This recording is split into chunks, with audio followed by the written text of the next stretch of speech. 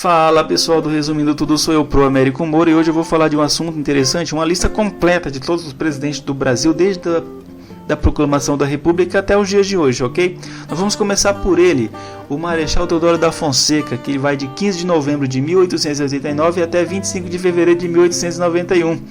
Ele, durante a Guerra do Paraguai, serviu como capitão, foi comandante das armas do Rio Grande do Sul, proclamou a República em 15 de novembro de 1889. Em 25 de fevereiro de 1891 ele foi eleito, mas ele renunciou em novembro deste mesmo ano. Morreu um ano mais tarde, em 23 de agosto de 1892. Quem assume em seu lugar é o Marechal Floriano Peixoto, que ele vai de 23 de novembro de 1891 até 15 de novembro de 1894. Ele é conhecido como Marechal de Ferro, entrou para a Escola Militar em 1861 e participou de muitos combates, inclusive na Guerra do Paraguai. Em 1891 assumiu a vice-presidência, assumiu o cargo de presidente com a renúncia de Marechal Deodoro. Prudente de Moraes. Ele vai de 15 de novembro de 1894 até 15 de novembro de 1898. Ele dirigiu o estado de São Paulo e a Assembleia Constituinte. Ele foi o primeiro presidente a ser eleito pelo voto popular. Campos Salles. Ele vai de 15 de novembro de 1898 a 15 de novembro de 1902. O principal destaque do mandato de Campos Salles foi o saneamento das finanças do país. Em 1902, ao término de seu mandato, ele se retirou da vida pública. Voltou à cena política em 1909 como senador. Rodrigues Alves, período 15 de novembro de 1902 a 15 de novembro de 1906.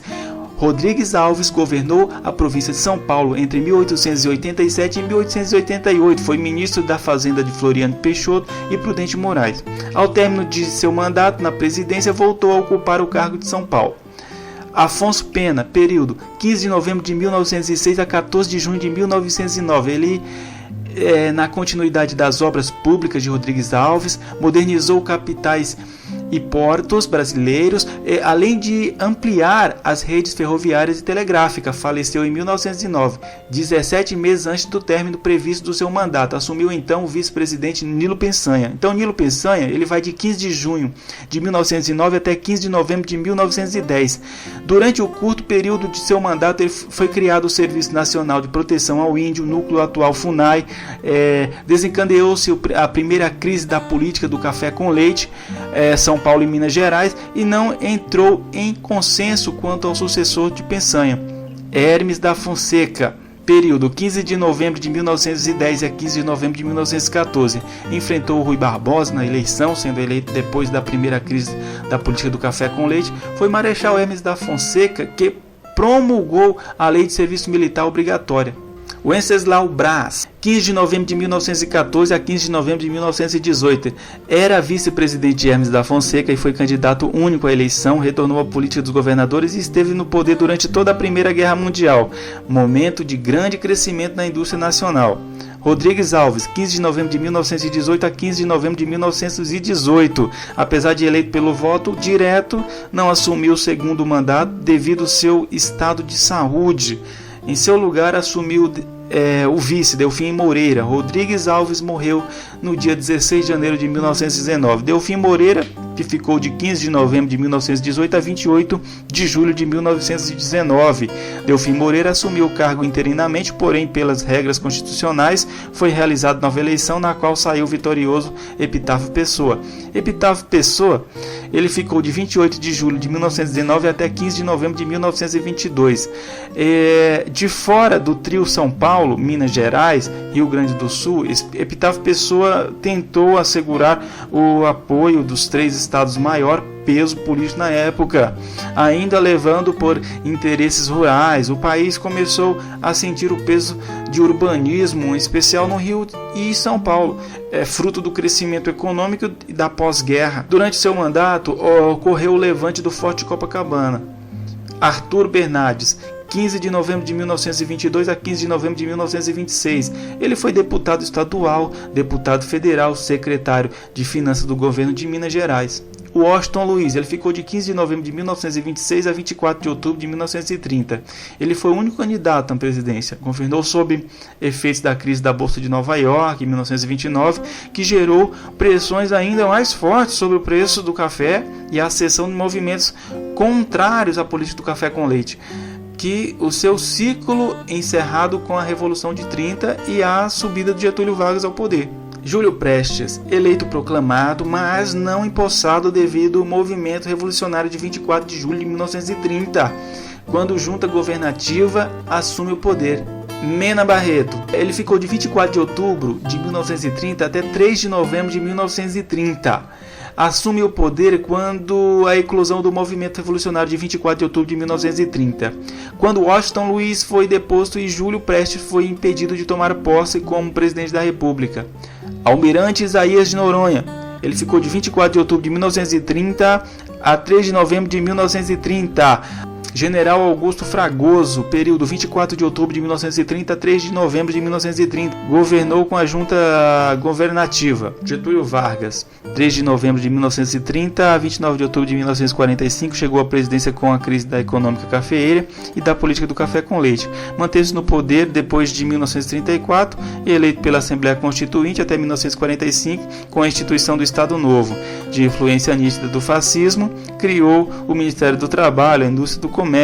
Deposto em 1945, com a vitória do eixo aliado contra os regimes totalitários da Europa, continuou na política, sendo eleito senador.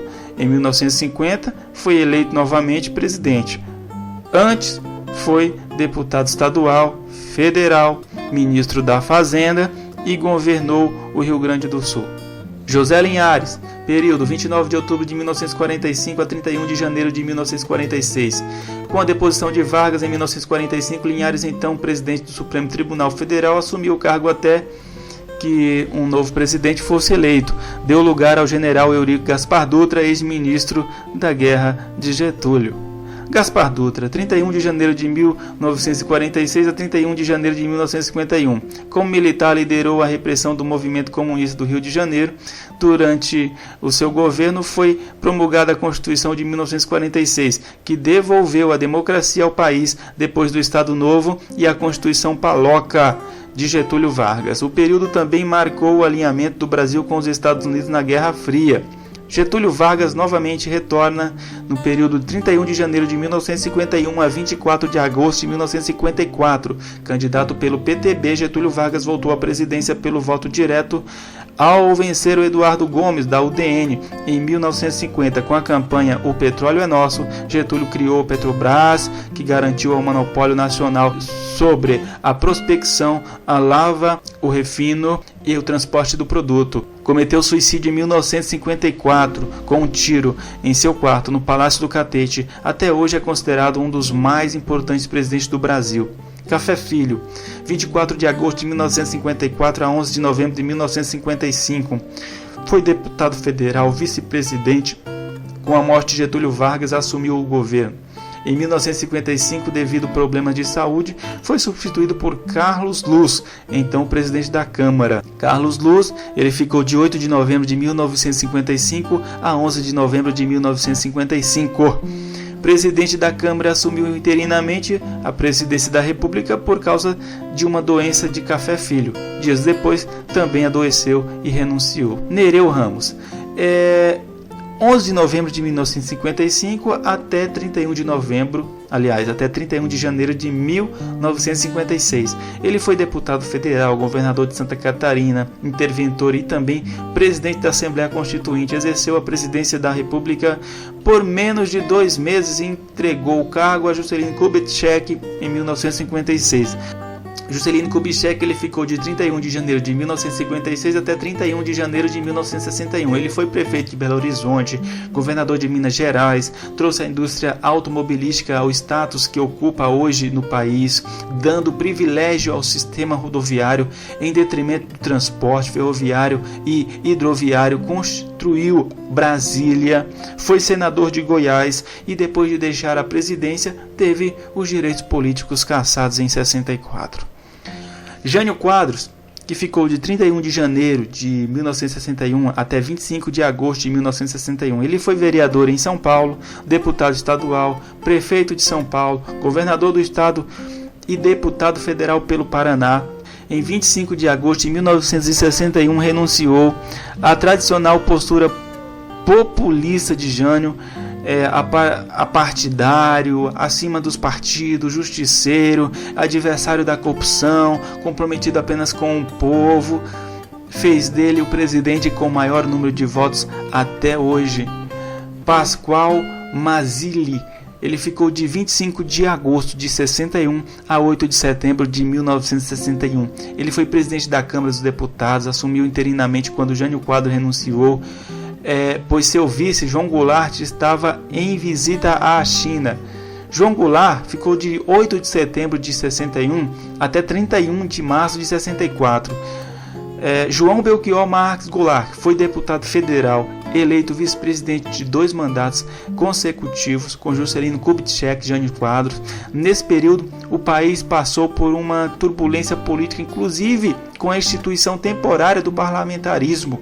Deixou o cargo em 1º de abril de 64, sob a pressão de um golpe militar. A segunda fase do governo Goulart começou em 24 de janeiro de 1963 e se estendeu até março de 1964. O movimento militar vitorioso de 31 de março daquele ano, depois Jango, que deixou imediatamente o país. No dia 2 de abril de 1964, o Congresso Nacional declarou vacância da presidência da República, assumindo o presidente da Câmara dos Deputados, Ranieri Mazzilli.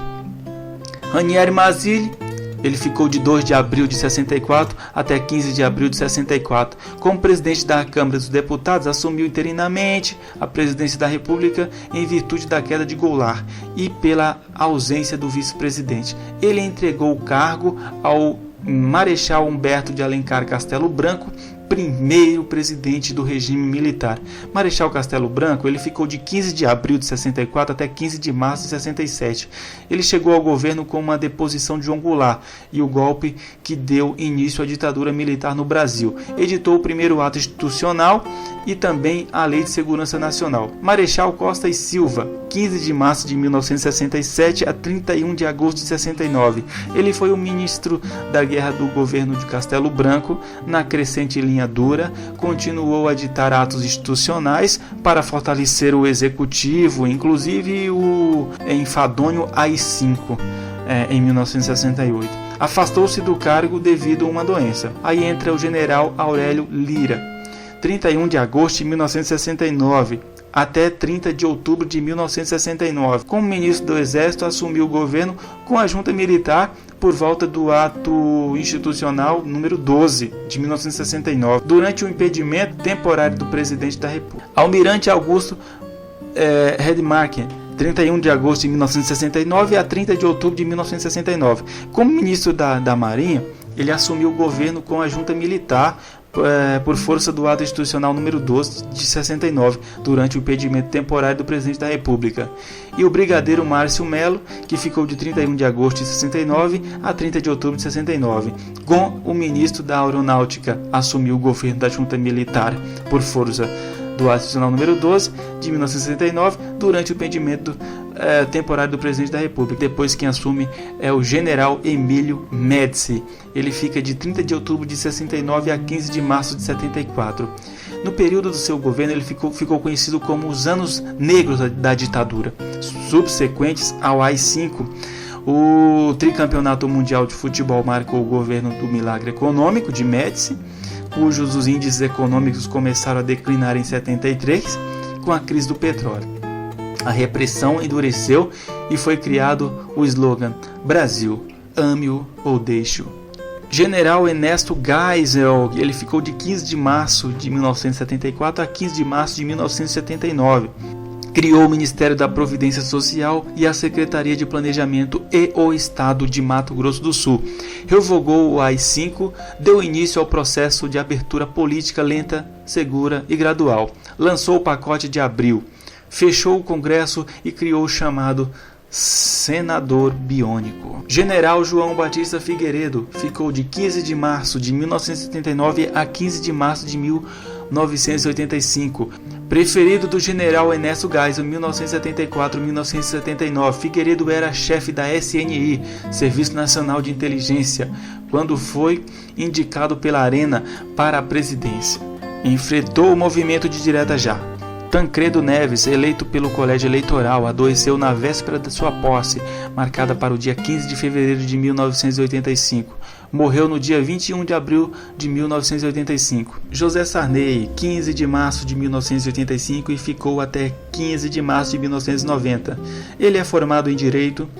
Em 1958 ingressou à UDN, União Democrática Nacional. Foi eleito governador do Maranhão em 1965. Com a extinção dos partidos pelo AI-5, ingressou na Arena, partido do governo militar. Em 1970 publicou seu primeiro livro, Contos, Norte das Águas. Assumiu a presidência da República com a morte de Tancredo em 21 de abril de 1985. Fernando Collor de Mello, 15 de março de 1990 a 2 de outubro de 1992.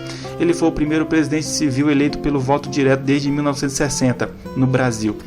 Carioca, fez carreira política em Alagoas. Antes de virar presidente, elegeu-se a deputado federal pelo PDS, Partido Democrático Social, em 1982, pelo PMDB, Partido Movimento Democrático Brasileiro. Foi eleito governador de Alagoas em 1986.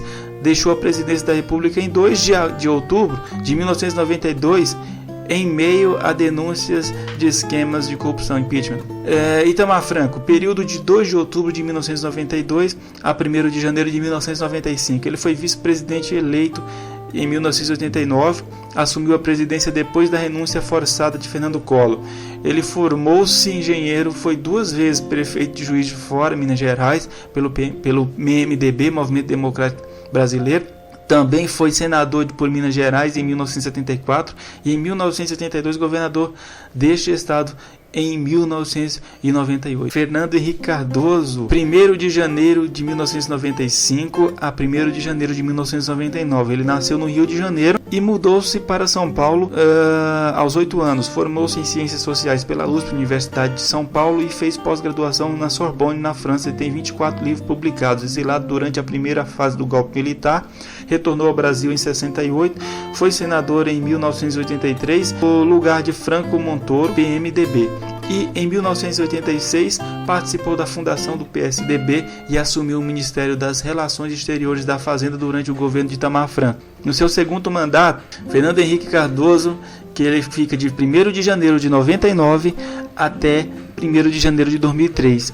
Sem adversários fortes, ele enfrentou Luiz Inácio Lula da Silva, do PT, Ciro Gomes, do PPS e Enéas, do PRONA. FHC contou em sua reeleição com reflexo do Plano Real e da crise econômica da Rússia, que repercutiu nas economias dos países em desenvolvimento, e ficou naquela condição mais segura para ser presidente. E pós Fernando Henrique Cardoso, quem assume é Luiz Inácio Lula da Silva, que fica de 1º de janeiro de 2003 e vai até 1º de janeiro de 2007. Lula começou sua trajetória como líder sindical em 1972, quando foi eleito primeiro secretário do Sindicato dos Metalúrgicos de São Bernardo do Campo e Diadema. Apenas 3 anos depois se tornou presidente da entidade e ganhou projeção nacional ao comandar gigantescas greves e ser preso. Participou da fundação da CUT, Central Única dos Trabalhadores, e do PT, o Partido dos Trabalhadores. Antes de vencer as eleições presidenciais em 2002, ele foi derrotado em 3 ocasiões. Em 1989 perdeu para Fernando Collor de Mello e em 1994 e 1998 para Fernando Henrique Cardoso. Luiz Inácio Lula da Silva, ele ficou de 1º de janeiro de 2007 após o segundo mandato e vai até 1º de janeiro de 2011. Ele enfrentou o candidato Geraldo Alckmin do PSDB no segundo turno e foi eleito com 60,8% dos votos válidos. Dilma Havana Rousseff, 1º de janeiro de 2011 a 1º de janeiro de 2015. Dilma foi casada 2 vezes, hoje divorciada, mãe de uma filha e com um neto nascido. Dilma é economista de formação, socialista por definição ideológica, filha de um búlgaro naturalizado brasileiro, antes Peter Rousseff e depois Pedro Rousseff. E Dilma professora, Dilma Jane Silva, natural de Friburgo, no Rio de Janeiro. Dilma nasceu em Belo Horizonte, em Minas Gerais, em 14 de dezembro de 1947. Ela é ex-guerrilheira, foi torturada na ditadura, a ex-ministra de Minas Minas e Energia da Casa Civil, foi alçada já em 2008 à condição de candidata pelo então presidente Luiz Inácio Lula da Silva. Quando assumiu, tornou-se a 8ª mineira a ocupar cargo de presidente. Bem, e por último de todos, nós temos aqui o Michel Temer, ele que é professor de nível universitário, político, advogado, enfim. Ele assume em 31 de agosto de 2016, após o impedimento da presidente Dilma Rousseff no seu segundo mandato. E essa foi a nossa aulinha de hoje, pessoal. Espero que vocês tenham gostado.